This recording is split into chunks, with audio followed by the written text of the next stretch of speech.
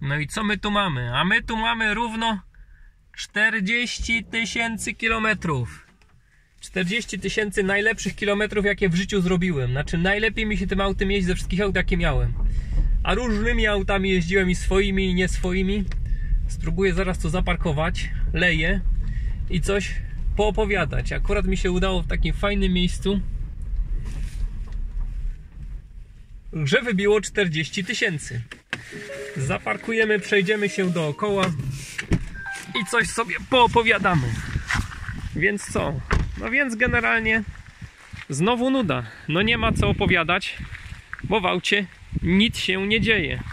Auto jeździ, jestem z niego zachwycony. Większość prądu to jest po 30 groszy z domu lub z darmowych ładowarek, więc darmowa jazda. A z przygód? No przygód w zasadzie też nie było. Raz zrobiłem tylko taką próbę, czy da się oszukać system i rozładować akumulator 12V, włączając auto bez drive, bez hamulca i zostawiając nadmuch. Chciałem wysuszyć klimę, no i da się w ten sposób rozładować akumulator, także trzeba uważać, żeby sobie w ten sposób nie zrobić, ale to było w warunkach kontrolowanych w garażu i celowo. A tak normalnie oczywiście jest tu system, który jak wyczuje, że 12 jest rozładowana, to ładuje z trakcyjnego, natomiast da się niestety tą 12 rozładować, przechytrzyć ten system. No mniejsza z tym. Co jeszcze zauważyłem z takich drobiazgów? Czasami lewa szyba kierowcy nie chce za pierwszym razem iść do góry, znaczy jak dam ją na automat, bo jak tak ten pierwszy stopień to idzie zawsze, natomiast jak damy na automat, to nie chce i za drugim razem idzie. To trzeba będzie na przeglądzie zgłosić, pewnie tam coś trzeba przesmarować czy poprawić, ale to dosłownie zdarzyło mi się to za ostatnie kilka miesięcy, może ze 2 razy. A tak poza tym śmiga, jeździ i mam wrażenie, że po roku ma większy zasięg niż jak był nowy. Bo jak był nowy, to jeszcze nie umiałem nim tak jeździć, a teraz już generalnie wiem, o co chodzi. Chodzi generalnie o aerodynamikę. Auto jest zarąbiście oszczędne, natomiast jak jedziemy na przykład w 2 auta, to zawsze lepiej być tym drugim. I to wcale nie trzeba blisko jechać, wystarczy na 4 tempomatu, czyli to autostradzie jakieś 70 metrów, jak najbardziej przepisowa odległość, a zużycie może być ze 20% niższe. Takie są tu moje obserwacje. No i co tam jeszcze? No i w sumie tyle. No. Z auta jestem zachwycony, zadowolony. To były najlepsze 40 000 kilometrów. Zajęło nam to ciutkę ponad rok zrobić te 40 000. Już by był większy generalnie przebieg, no ale jeszcze sporo jeżdżę rowerem, sporo jakimiś autami użyczonymi. Także różne sprzęty do jeżdżenia mam. Po tych kilometrów w ciągu roku zdarzało mi się robić i 60 000 w poprzednich latach. No i kiedyś to kosztowało naprawdę majątek, a teraz to są grosze. No tak jakby liczyć, że te 40 000 kilometrów, ileż to mogło kosztować? Jakby tak policzyć, że no masę prądu było za darmo, masę tych wjazdów było darmowych, więc można przyjąć, nie wiem, może 3 zł za 100 kilometrów. No to co mamy? 40 000 kilometrów to mamy 1200 zł. Porównywalnie z palinówką kosztowałoby to nie 1200, tylko ze 12 000. Także no już paręnaście tysięcy do przodu na samym paliwie. Już nie mówiąc o eksploatacji i różnych innych problemach. A potrafiłem do spalinówek dokładać i po 10 000 rocznie.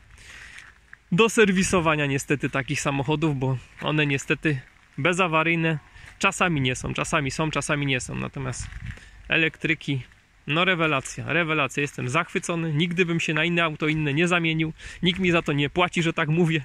Chociaż wielu tak myśli. Po prostu to wolę. No i jak to wygląda, że zapytajcie kogoś, kto ma elektryka, to generalnie w 99% przypadkach potwierdzi to, co ja mówię, a zapytajcie kogoś, kto nigdy nie miał z tym do czynienia, no to oczywiście powie, że to jest badziew, do niczego się nie nadaje i w ogóle tragedia. No ale to trzeba do tego dorosnąć, mam wrażenie, żeby takim samochodem jeździć. Albo trzeba spróbować. No, ja polecam spróbować. Jazda jest naprawdę świetna. Wyprzedzanie bezproblemowe. Jak wam się trafi jakiś, tak powiem, zawali droga, jeszcze taki, który potrafi w czasie wyprzedzania na przykład zacząć przyspieszać, jak się go wyprzedza, no to tutaj w elektryku jest bez szans, bo reakcja na gaz jest tak natychmiastowa, że zanim on tam się połapie, zacznie redukować, to już jest wyprzedzony. Także daje to dużo frajdy z jazdy. Spod świateł już nie mówiąc, że mało kto może być szybszy, no bo tutaj mówimy o takich niskich 7 albo wysokich 6 sekundach do setki. Jako całokształt, rewelacja. No znajdźcie drugie takie auto, które tak fajnie jeździ i jego eksploatacja kosztuje grosze. A jeśli ktoś powie mi, że to jest drogie auto, no to na to jest jasna odpowiedź. No jeden wydaje na stacji paliw, a ja wolę wydawać na leasing. To jest mniej więcej ta sama kwota w moim przypadku.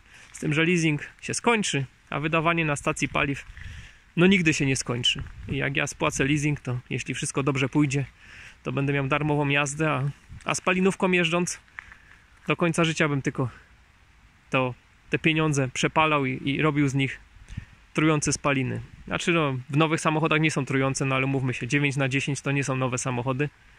A w elektryku starym nie ma znaczenia, czy jest nowy, czy jest stary. Tutaj spaliny nigdy nikogo nie trują, kto idzie chodnikiem. Nie mówię tu o prądzie, bo prąd to jest inny problem, mam wrażenie, że polityczny w Polsce. Natomiast mówię o tym, co się dzieje wokół takiego auta, gdy piesi muszą się poruszać chodnikami. No to generalnie są w większości podtruwani. Nie wiem jak wy, ale ja przejadę przez Kraków. Jeśli nie dam obiegu wewnętrznego, to przyjeżdżam z chrypką, bolącym gardłem i ogólnie czuję się kiepsko. No niestety, takie są realia życia w wielkim mieście. Może kiedyś się to zmieni, ale to nie jest na pewno prosta sprawa. Też zdaję sobie z tego sprawę. No i co?